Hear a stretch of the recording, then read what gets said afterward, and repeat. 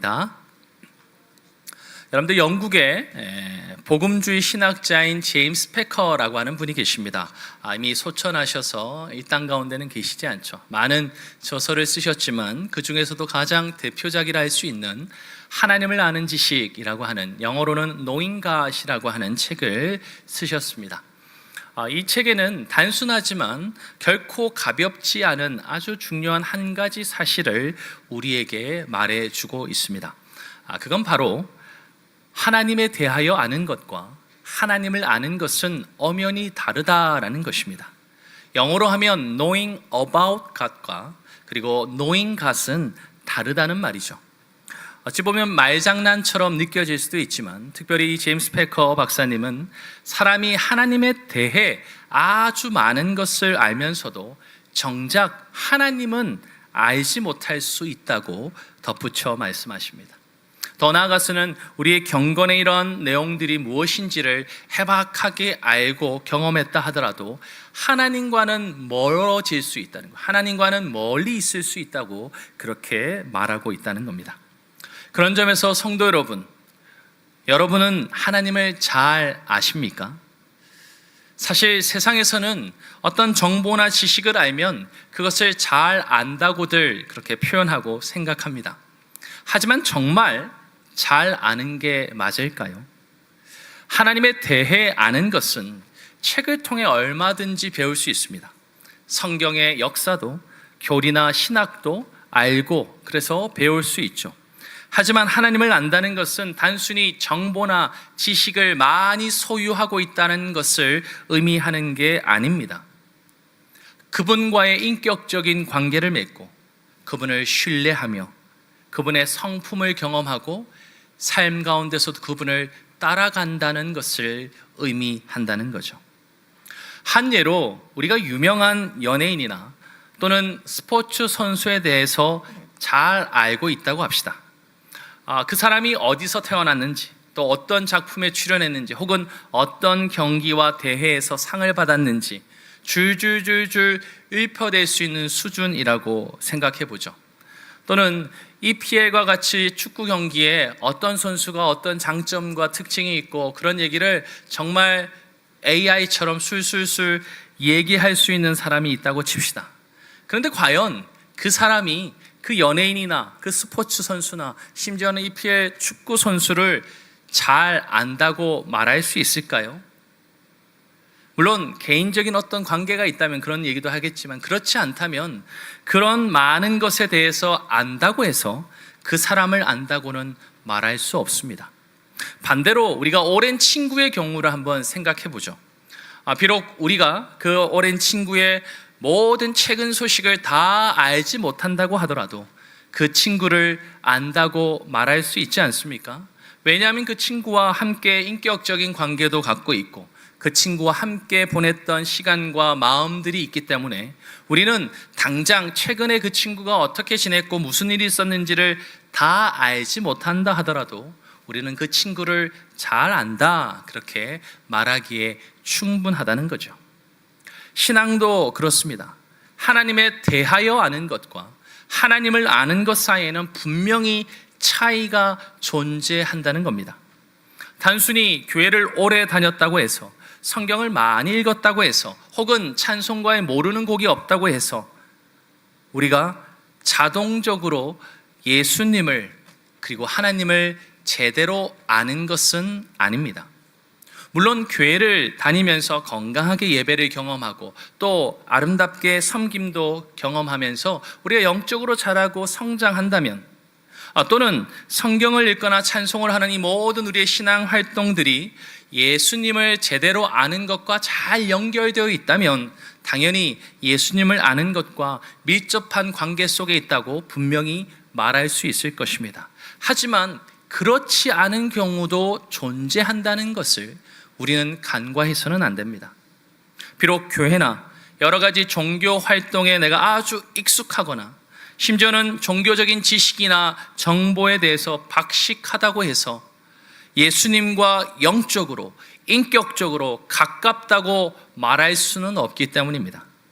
솔직히 오늘 본문의 이야기가 바로 이 같은 의미를 우리에게 아주 솔직하게 묘사해주고 있습니다. 오늘 본문을 읽어보시면 두 개 별로 상관없는 것 같은 이야기가 오늘 우리 본문 읽은 내용 안에 함께 있습니다. 아주 색다른 것 같은 두 가지의 에피소드지만 이 둘이 아주 드라마틱하게 대조를 이루고 있다는 거예요. 예수님을 제대로 아는 것과 그렇지 않은 모습을 우리에게 설명해 주고 있습니다. 특히 예수님과 가장 가까이 있었던 제자들과 예수님을 실제로는 처음 만난 게네사렛 사람들이 얼마나 놀라운 차이를 보여주는지를 통해서 오늘 이 마가복음의 저자인 마가는 오늘 저와 여러분에게, 아니 우리에게 묻고 있습니다. 당신은 예수님을 잘 알아보고 계십니까? 예수님에 대해서 아는 것이 아니라 그분을 제대로 알고 있냐는 말이죠. 바라기는 저와 여러분, 우리 모두가 예수님을 정말 잘 제대로 알아볼 수 있기를 간절히 소망합니다. 특별히 오늘 이 말씀을 통해서 신앙의 깊이는 우리가 하나님에 대해서 또 예수님에 대해서 그 정보와 지식을 많이 아느냐가 아니라 예수님이 누구신지를 올바르게 알고 그분과 신뢰하는 인격적인 관계를 경험해 가는 것에 있다는 것을 우리가 깨닫기를 간절히 소원합니다. 여러분들 오늘 본문을 보시면 두 종류의 아주 다른 대조를 이루는 두 무리의 사람들을 발견하게 됩니다. 먼저 한 사람은 예수님과 아주 물리적으로는 가까운 거리에 있었던 12 제자였습니다. 그리고 또 다른 하나의 무리는 예수님의 소문만 들었던, 그래서 예수님을 처음 그때 만났던 게네사렛 지방의 사람들이었습니다. 오늘 본문을 잘 보시면요, 오늘 성경에는 그 사람들의 이름도 하나 등장하지 않습니다. 무명의 사람들이란 말이죠. 그럼에도 불구하고 놀랍게도 예수님을 알아본 쪽은 후자입니다. 즉 게네사렛 지방의 사람들이었다는 거죠. 자, 오늘 본문을 좀 더 우리가 가까이 들어가 보겠습니다. 예수님께서 오병이어의 기적을 행하셨습니다. 우리가 지난 주일날 함께 나누었죠. 그 오병이어의 기적을 행하신 후에 예수님께서 제자들을 재촉하셨어요. 야, 너희들 먼저 배를 타고 저 건너편으로 빨리 건너가 하고 보내셨습니다. 자, 그러면서 그 길을 가는 동안에 그 배길 가운데 해가 저물었죠. 제자들이 탄 배가 바다 한가운데 있을 때쯤이었습니다. 자, 그런데 바람이 역풍을 불기 시작했던 거예요. 그러니까 열심히 제자들이 앞으로 나가기 위해서 노를 저었지만 수고만 할 뿐, 고생만 할 뿐 힘겨웠습니다. 헬라어 원문에 보면 이 단어를 고문하다, 괴롭히다 라는 뜻의 내용으로 사용하고 있습니다. 자, 그러니까 제자들은 말 그대로 열심히 노를 젓고 있었지만 역풍 때문에 어떻게 해요? 괴로움을 당하고 있었다라고 헬라어 원문은 우리에게 말하고 있다는 거예요.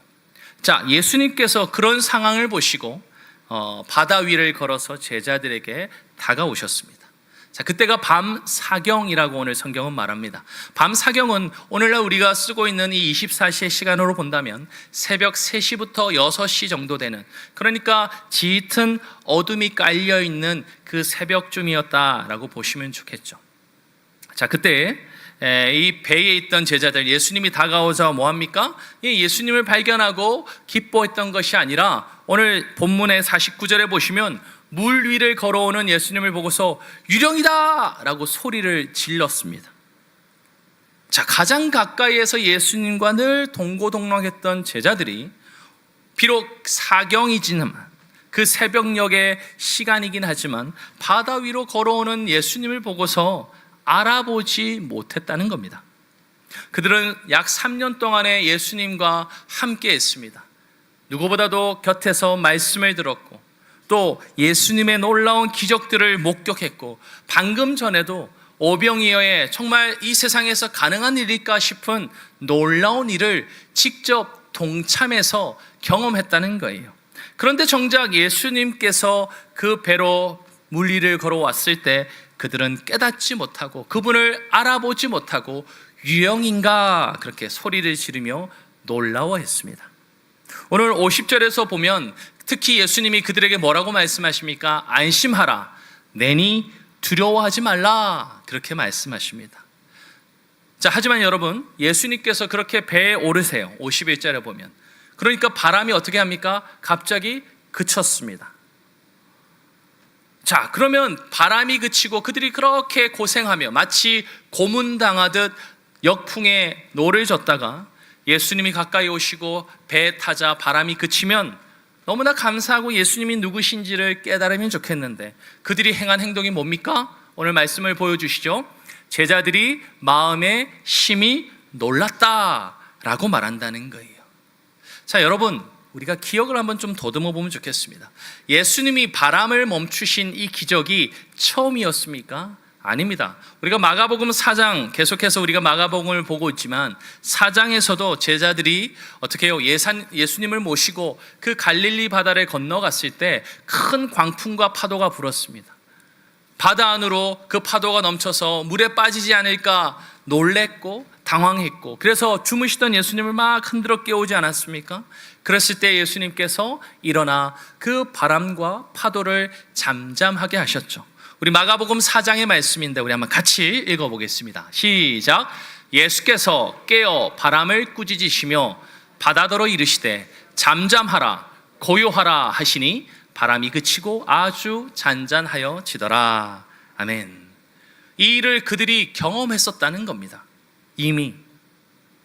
뿐만 아니라 얼마 되지 않아서 우리가 잘 아시는 것처럼 오병이어의 사건을 그들이 맛보았지 않습니까? 예수님께서 주시는 떡 5개와 물고기 2마리를 손으로 건네받아서 장정만 5,000명, 아이들까지 다 치고 여자까지 친다면 약 2만 명에 가까운 수많은 사람들을 먹이는 놀라운 역사를 그들이 목격했습니다. 아니, 그들이 직접 동참해서 경험했습니다. 자, 그런데 정작 그들은 이 오병이어의 기적이 무슨 의미인지를 깨닫지 못했다는 거예요. 오늘 성경의 말씀 52절 한번 같이 읽어보겠습니다. 시작. 이는 그들이 그 떡 떼시던 일을 깨닫지 못하고 도리어 그 마음이 둔하여 졌음이러라. 아멘. 여러분, 성경은 그들에게 예수님에 대한 정보나 지식이 부족했다라고 말하고 있는 게 아닙니다. 그들에게 어떤 기적의 경험이 부족했다고 얘기하고 있는 것도 아닙니다. 제자들은 예수님에 대하여 많은 것을 보았고 많은 것을 알았습니다. 아마 그 당시에 있었던 누구보다도 이 제자들은 예수님에 대한 정보와 지식이 가장 많았던 사람들입니다. 그러나 결정적인 순간에 예수님이 누구신지를 그들은 영적으로 깨닫지 못했습니다. 영적인 둔감함 속에 빠져 있었던 것이죠. 여러분, 은혜를 쉽게 잊어버리고 마음이 둔해져서 주님 곁에 있으면서도 그분이 창조주 하나님이요, 또 우리를 구원하는 구원자 되시는 그분이심을 제자들은 도대체 깨닫지 못했던 것입니다. 사실 헬라 원문을 보시면 둔하여졌다라는 이 단어는 돌처럼 딱딱하다라는 뜻을 가지고 있습니다. 부드러운 아이의 속살과는 다르게 이 제자들의 마음은 돌처럼 딱딱하게 굳어져 있었던 상태란 말이죠. 여러분, 사실 이 같은 장면이 아주 유사하게 누가복음 24장에도 등장합니다. 여러분, 누가복음 24장에 보면 엠마오로 가는 2 제자의 이야기라고 하는 이야기가 등장합니다. 부활하신 예수님께서 그 엠마오라고 하는 예루살렘 가까이 있는 지역으로 걸어가던 제자들에게 나타나셔서 그들과 나란히 걸어가셔요. 자, 사실 그들은 부활하신 예수님을 가장 근거리에서 경험하고 또 함께 이야기도 하고 그렇게 가고 있었습니다. 그런데 정작 그 곁에 계시던 분이 예수 그리스도, 특별히 부활하신 예수님이신 것을 그들이 좀처럼 깨닫지 못했습니다. 오히려 예수님이 죽으셨대라는 사실은 잘 알고 있었고요, 또 그들이 많은 사람들 중에 어떤 사람들은 예수님이 부활했대, 그런데 본 사람이 없대라는 얘기까지도 건네 들었던 사람이란 말이죠. 그런데 그 엠마오로 가는 2 제자들은 정작 예수님이 부활하셨다는 것도 믿지 않았고 그 곁에 계시는 그 부활하신 주님도 제대로 깨달아 알지 못했던 것이죠. 그들의 마음 상태를 성경은 이렇게 말합니다. 오늘 누가복음 24장인데요. 한번 읽겠습니다. 시작. 그들이 서로 이야기하며 문의할 때에 예수께서 가까이 이르러 그들과 동행하시나 그들의 눈이 가려져서 그인 줄 알아보지 못하거늘. 아멘. 여러분, 심지어 그들은 예수님께서 바로 곁에 계심에도 불구하고, 그래서 성경을 풀어주시고 설명해 주셨는데도 불구하고 곧바로 그분을 알아보지 못했습니다. 눈이 가려진 것은요, 여러분, 시력의 문제가 아닙니다. 전적으로 마음의 문제요, 영적인 문제였습니다. 여러분, 그러다가 눈이 밝아진 후에 그들이 이렇게 고백했습니다. 오늘 24절 말씀, 32절 말씀 한번 같이 읽어보겠습니다. 시작. 그들이 서로 말하되 길에서 우리에게 말씀하시고 우리에게 성경을 풀어주실 때에 우리 속에서 마음이 뜨거워지지 아니하더냐 하고. 아멘. 여러분, 마음이 열리고 눈이 밝아지자 예수님이 비로소 보였던 거죠. 오늘 본문의 말씀도 아주 유사하게 우리에게 가르쳐주고 있습니다. 12 제자들은요, 예수님 곁에 가장 가까운 자리에 있었던 사람들이 숱한 기적들을 경험했고 엠마오로 가는 이 두 사람들 못지않게 놀라운 경험들을 했단 말이죠. 그런데 그들은 예수님을 제대로 알아보지 못했습니다. 성도 여러분, 신앙생활의 연수가 쌓인다고 해서, 교회를 오래 다닌다고 해서, 성경을 여러 번 읽었다고 해서, 예배나 섬김의 현장을 아주 익숙하게 잘 알고 있다고 해서 예수님을 제대로 아는 게 아닐 수 있다는 것을 우리는 깨달아야 합니다. 진정으로 중요한 것은 예수님을 제대로 알아보는 것이에요. 그것은 예수님과 인격적으로, 영적으로 아주 친밀한 관계를 갖는 것입니다. 성도 여러분, 물 위로 걸어오셨던 예수님이 그렇게 놀라던 제자들에게 이렇게 말씀하지 않으셨습니까? 오늘 본문 50절인데요, 제가 한번 읽겠습니다. 안심하라, 내니 두려워하지 말라. 여러분, 여기서 내니라고 하는 단어는 한국말로는 짧게 두 글자로 되어 있긴 하지만 좀 더 이것을 풀어서 말하면 나는 나다라는 표현이에요. 어찌 보면 좀 이상한 표현이죠. 나는 나다, 이게 무슨 말이야? 그런데 출애굽기 3장에 보시면 하나님이 자신을 그렇게 표현하셨어요. 출애굽기 3장입니다. 하나님이 모세에게 이르시되 나는 스스로 있는 자이니라. 이것도 한글 번역으로 나는 스스로 있는 자다라고 말하지만 히브리어 그대로 보면 나는 나다라고 말씀하고 있는 표현이에요. 즉 하나님께서는 모세에게도 그랬고 지금 예수 그리스도는 그 제자들에게도 나는 나다라고 표현하면서 바로 예수님 자신이 하나님 그분이신 것을 가르쳐주고 있습니다. 헬라어로는 에고 에이미라고 하는 표현이에요. 나는 나다. 그런데 이것은 내가 여기 있다라는 표현이 아니에요. 나는 바로 그 무소부재한, 그리고 이 세상의 유일한, 이 세상을 창조한 하나님 그분이야 라고 선포하고 계셨던 것입니다.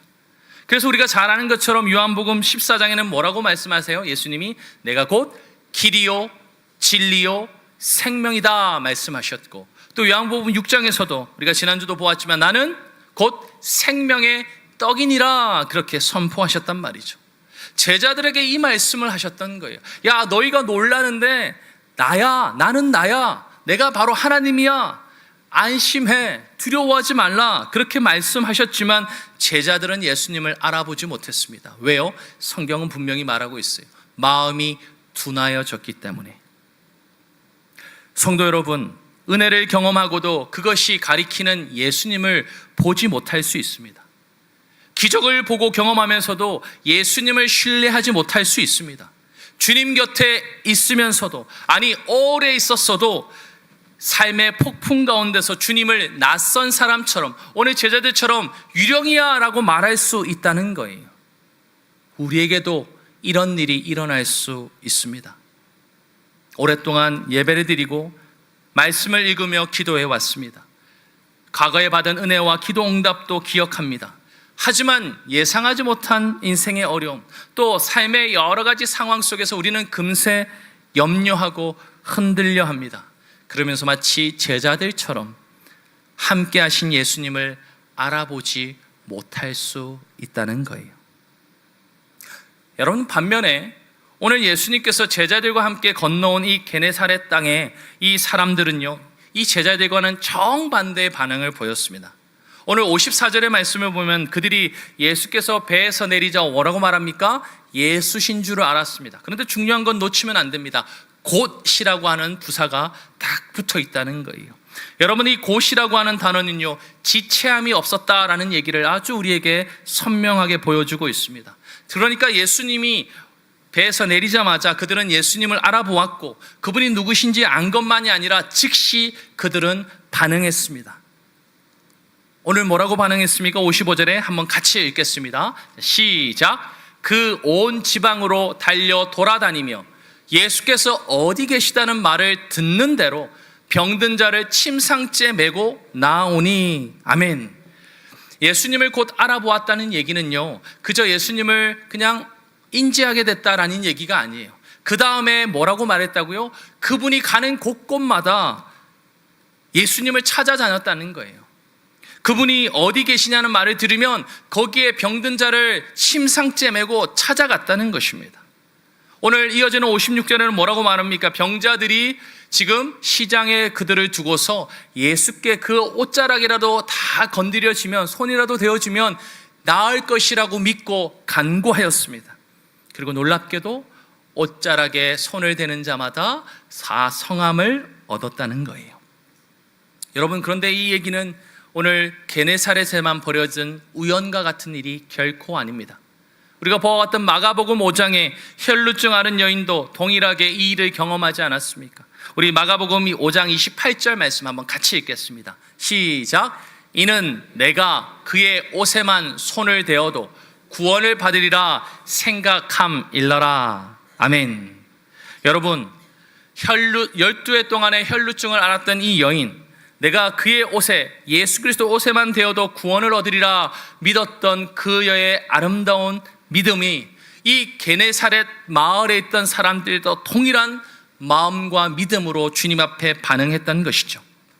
예수님을 믿는 믿음을 통해 그는 예수님을 아는 경험으로까지 나아갈 수 있었습니다. 비록 이 게네사렛 사람들은요, 오병이어에서 예수님이 행하신 기적 경험하지도 못했고요, 그것을 직접 옆에서 동력하는 특권도 누리지 못했습니다. 하지만 그들은 예수 그리스도가 자신의 삶의 구주이심을 직관적으로 알아보았고 예수님을 아는 것, 그 일에 그들은 반응하였습니다. 그들의 지식은 결코 예수님에 대하여 아는 것에 머물러 있지 않았습니다. 이처럼 마가복음의 마가는 오늘 너무나 상관없을 것 같은 두 사건을 통해서 예수님을 알아보고 그분을 믿는 믿음을 붙들 때에야 얼마나 놀랍고 얼마나 신비로운 경험과 예수 그리스도를 인격적으로 더 깊이 알아가게 되는지를 우리에게 가르쳐 주고 있습니다. 여러분, 흥미로운 것은요, 이 게네사렛 사람들이요, 제자들보다 예수님을 더 오랫동안 알았거나 더 많은 걸 배우고 경험한 사람이 아니라는 겁니다. 이들은 예수님의 소문을 듣고 오늘 그곳에 찾아온 예수님을 처음 만났습니다. 아주 평범한 사람들이었어요. 공부를 하거나 예수님 곁에서 말씀을 들어본 적도 없습니다. 그러나 그들은 예수님을 향해서 즉각적이면서도 간절하게 반응하였습니다. 믿음의 관점으로 본다면 제자들보다 훨씬 더 훌륭한 모습이었죠. 왜 이럴 수 있었습니까? 그들에게는 절박함이 있었습니다. 병든 가족이나 이웃들, 그들을 향한 절박함을 가지고 구원자 되시는 예수 그리스도를 만나고 그분 앞에 나오기를 원하는 절박함이 있었습니다.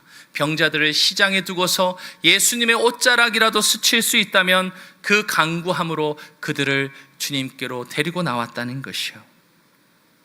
따라서 그와 같은 절박함 가운데 예수님을 향한 믿음으로 게네사렛 사람들은 반응할 수 있었던 것이죠.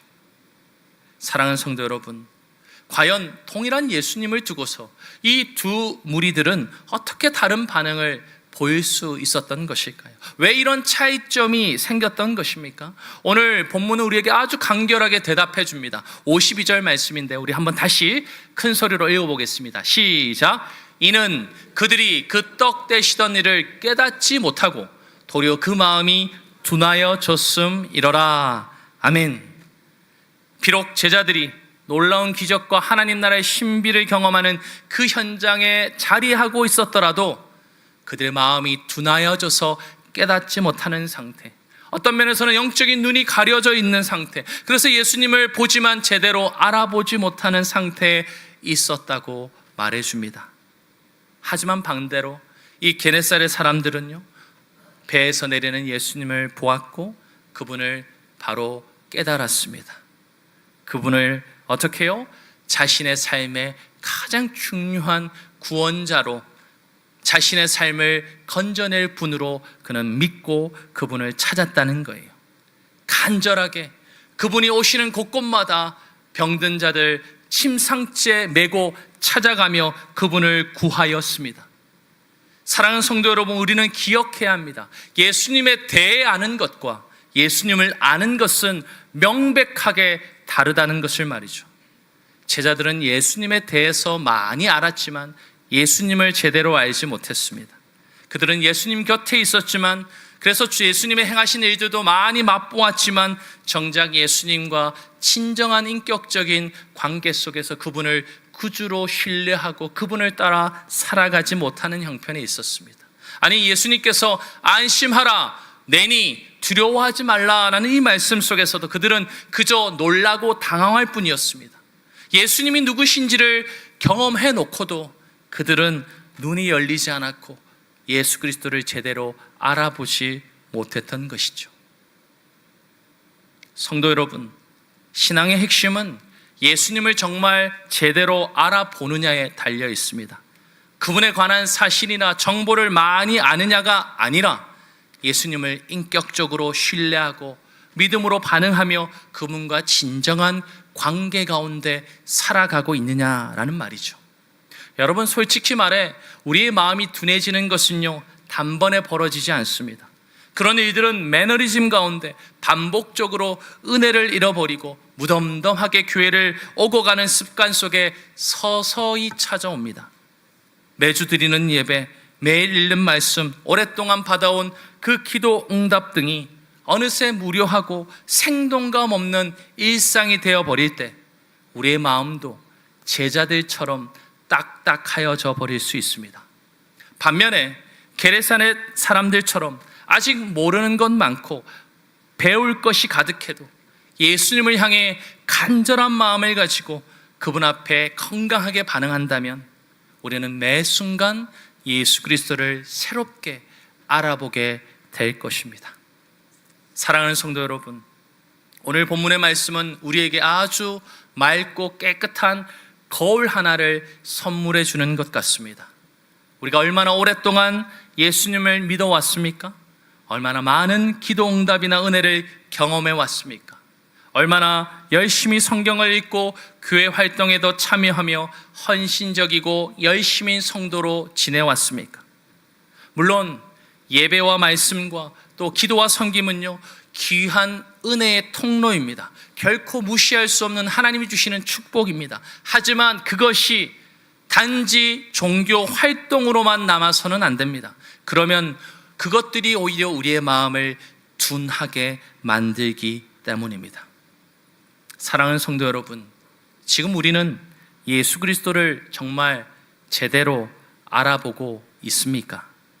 이것을 위해서 우리가 예스라는 대답을 하기 원한다면 오늘 이 거울을 들고서 우리 자신을 세 가지 비춰보기 원합니다. 우리 자신을 다시 한 번 더 점검해 볼 수 있기를 바랍니다. 첫 번째는요, 매너리즘을 경계하는 것입니다. 신앙의 연수가 우리를 예수님을 더 잘 알고 그분을 믿음 가운데 잘 붙들도록 만들어줄 수 있습니다. 당연히 그게 축복의 통로로 하나님이 사용할 수 있습니다. 하지만 정반대로 역효과가 날 수 있습니다.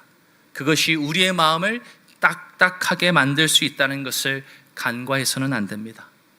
또한 예배는 물론이고 말씀과 기도와 모든 우리 경건 활동들이 맹목적인 습관이 되지 않도록 스스로를 살펴야 합니다. 목사인 저도 늘 그것이 새벽마다 와서 주님 앞에 그렇게 씨름하는 가장 중요한 주제 중에 하나입니다. 우리의 경건의 습관을 어떤 상황과 환경 속에서 우리의 신앙을 잘 지키도록 해주는 하나님이 건강한 울타리로 사용할 때도 있지만, 우리의 마음과 내용을 잃어버리면, 그 껍데기만 가지고 있으면 우리는 신앙의 생명력을 가지고 살아갈 길이 없습니다. 오히려 멀어질 수밖에 없어요. 따라서 오늘 드리는 이 예배도, 그리고 우리가 행하는 모든 경건의 활동도 때로는 매번 항상 똑같이 반복될 수 있지만 그 중심만은 살아있는 예수 그리스도를 새롭게 만나는 자리가 되기를 주님의 이름으로 축원합니다. 둘째로, 간절함이 회복되어야 합니다. 오늘 게네사렛 사람들을 보십시오. 병자를 메고 달려왔습니다. 55절의 말씀에 보면 그 온 지방을 달려 돌아다녔어요. 예수님이 어디 계시다 하면 그들이 어떻게 해요? 듣는 대로 병자를 그냥 잠깐 기다려 한 것이 아니라 침상째 메고 나왔다고 분명히 성경은 말하고 있습니다. 이처럼 우리도 삶의 필요가 있고 삶의 문제가 있습니다. 그것을 듣고서 예수 그리스도께로 나오는 우리의 간절함이 있기를 주님의 이름으로 축원합니다. 형식적인 신앙을 주님이 모르실까요? 주님은 우리의 마음의 중심을 아십니다. 목사인 저의 마음을 아시고 저의 마음 깊은 곳에 있는 연약함도 아십니다. 그러나 그의 옷자락을 붙들기 원하는 간절함으로 나오면 그 옷자락을 만지는 그것만으로도 주님은 우리를 고치고 성하도록 새롭게 해주실 줄 믿습니다. 마지막 셋째는 마음을 열어달라고, 우리의 눈을 열어달라고 우리가 기도할 필요가 있습니다. 여러분은 부활하신 예수님을 엠마오길에서 만난 두 제자들, 예수님과 식사 교제를 하고 그들의 눈이 밝아졌습니다. 예수님이 누구인지를 알아보았다는 거죠. 그래서 오늘 누가복음 24장이 이렇게 말합니다. 우리 한번 같이 읽어보겠습니다. 시작. 그들과 함께 음식 잡수실 때 떡을 가지사 축사하시고 떼어 그들에게 주시니 그들의 눈이 밝아져 그인 줄 알아보더니 예수는 그들에게 보이지 아니하시는지라. 아멘. 눈을 여시는 분은요, 그들 자신이 아니었습니다. 주님이셨습니다. 주님께서 은혜 가운데 우리의 마음을 부드럽게 해주실 때 우리의 눈이 열리고 우리의 마음이 새로워지고 그분을 제대로 알아보게 됩니다. 따라서 우리는 주님 앞에 기도할 필요가 있습니다. 주님, 내 마음의 눈을 열어주십시오. 나로 하여금 주님을 더 제대로 알아보게 해 주옵소서. 사랑하는 우리 청량의 가족 여러분, 여러분은 예수님을 알아보고 계십니까? 제자들처럼 예수님과 가까이 있으면서도 그분을 오해하고 그분을 그저 놀라워하고 그분이 행하시는 일에 당황한 그런 정도의 사람으로 머물러 버릴 수 있습니다. 반면에 게네사렛 사람들처럼 예수님을 처음 보았지만 예수님을 알아보고 믿음 가운데 반응할 수도 있습니다. 우리의 신앙은 교회 얼마나 오래 다녔는지, 어떤 교회 활동을 해왔는지, 무엇을 섬겼는지, 어떤 직분을 가졌는지 보다 예수님을 누구신지 온전히 알고 그분과 인격적으로 늘 함께 믿음 가운데 동행할 살아가는 것과 연결되어 있습니다. 그럴 때 예수님이 나와 무관한 사람이 아니라 나의 진정한 구주가 되시고 내 인생의 진정한 주인이 되셔서 삶 속에 역경도 만나고 시련도 경험합니다. 내가 예측할 수 없는 정말 황망한 일도 맛보게 됩니다. 그러나 그 모든 것을 친히 돌보시고 붙들어 주시는 그 주님과 함께 나아갈 때 우리의 삶은 어디에서 언제 어떻게 살아가는 것보다 가장 안전하고 그것이 가장 복된 줄 믿습니다. 우리 사랑하는 청량의 권속 여러분, 그 예수님을 더욱더 알아가시고 그분 안에서 더욱더 우리에게 주시는 풍성한 은혜를 더 날마다 맛보아 자라가시는 우리 모든 지체들 되시기를 주님의 이름으로 축원합니다.